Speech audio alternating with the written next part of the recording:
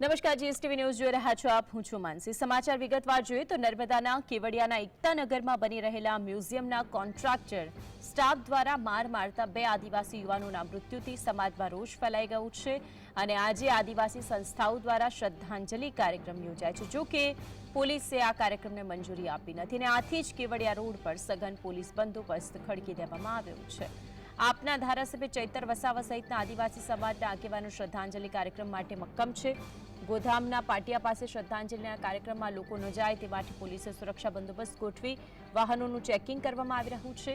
છોટાઉદેપુર જિલ્લા અને નર્મદા જિલ્લાની પોલીસ કેવડિયાની નાકાબંધી કરી હોય તેવા દ્રશ્યો પણ જોવા મળ્યા છે.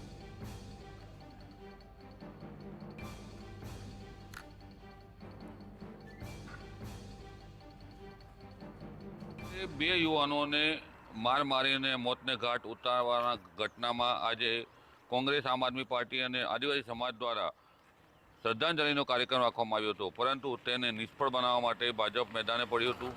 સાથે સાથે અત્યારે બંને જિલ્લામાંથી કોઈ પણ નેતાઓ ના આવે અને આ છોટાઉદેપુર અને નર્મદાની 2 બોર્ડર છે.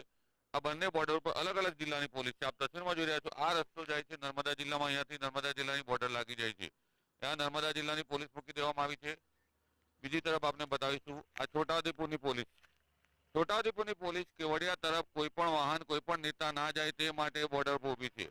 બંને જિલ્લાની પોલીસ એક જગ્યા પર એકઠી થઈ છે અને કોઈ પણ નેતા કેવડિયા ના પહોંચે તે માટે સુરક્ષા બંદોબસ્ત ગોઠવી દેવામાં આવ્યો છે.